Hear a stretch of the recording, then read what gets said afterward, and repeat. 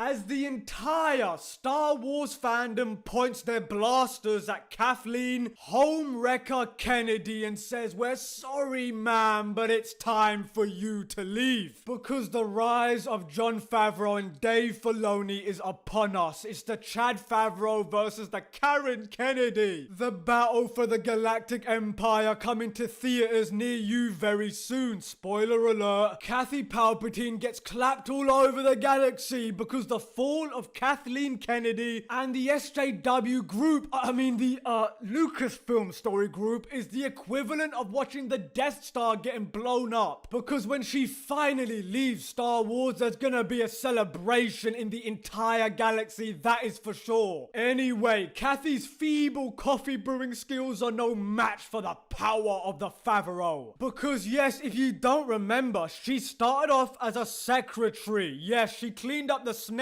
trails from Spielberg's Hollywood casting couch and made him lackluster coffee. Hit the subscribe button. In the words of my boy Werner Herzog, YouTubing is a complicated profession. Don't you agree? Okay, now can we finally start giving Padme more credit? She got her back ripped open but just kept fighting. No SJW woke identity politics to be found whatsoever. The fortitude of that character, one of my favorites ever. Now, according to rumors, there is a civil war brewing within Lucasfilm. It's basically the real Star Wars fans that are passionate about the franchise versus the blue-haired weirdos who just want to use Star Wars as a platform for their social justice message. Now, you can say that Bob Iger is merely pitting his apprentices against each other to see who is more powerful and worthy, just like any Sith Lord would. Now, forget about Qui-Gon Jinn and Darth Maul in The Phantom Menace. This right here, this is the real Duel of the Fates. When you actually stop and think about it, Kathy Kennedy is exactly like Palpatine, hiding in the shadows for many, many years, getting higher and higher in the ranks, and finally, when the time came, she revealed herself as the true villain. This is Darth Kennedy right here speaking. "I am all the woke feminists." And Jon Favreau comes back, "I am all of the non-batshit whack job Star Wars fans." Now, I know what all of you are about to say, but Mannix, trying to save Disney at this point is like trying to save the Titanic after it hit that iceberg, and I agree 100%. They lost the chance to have the original cast together. I don't think I could ever forgive that. Anyway, look, the Clone Wars animated series had a budget of $8 million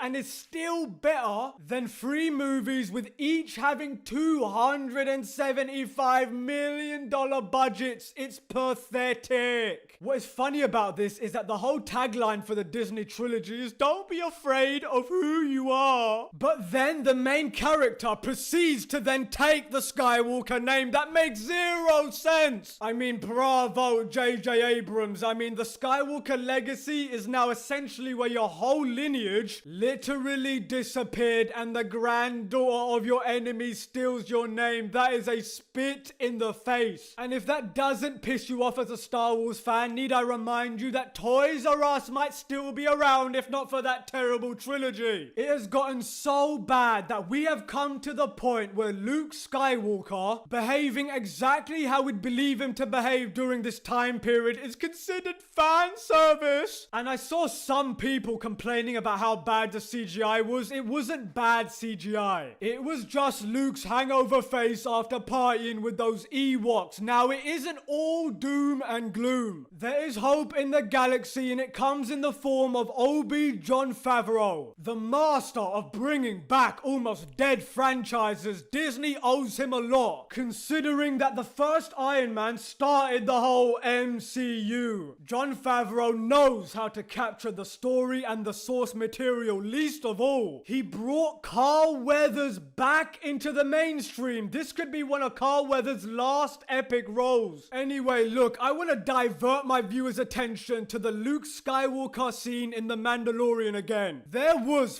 4 women, all of diverse ethnicities, 1 black man, 1 Latino man, a little green alien, an astromech droid, and a computer-generated white man, and it felt natural because the characters were interesting and they weren't trying to push some silly agenda. And the entire Star Wars fandom rejoiced. This is what happens when you have good writing, good directing, and acting. We don't care about the dude playing a dude. We care about the character. I have 3 words for that episode. Beautiful and intense. Luke Skywalker training Grogu just like Yoda trained him. The Darth Vader hallway scene brought fear, but the Luke Skywalker hallway scene brought hope. It's like poetry, they rhyme. And before I go, I just want to say the spaghetti western in space known as The Mandalorian is the successful Star Wars property that Disney needs but doesn't deserve. The sooner that Disney destroys everything from that pathetic excuse of a trilogy and replaces it with Jon Favreau and Dave Filoni's golden egg, the better. And on that bombshell, thank you all for watching. Mannix out.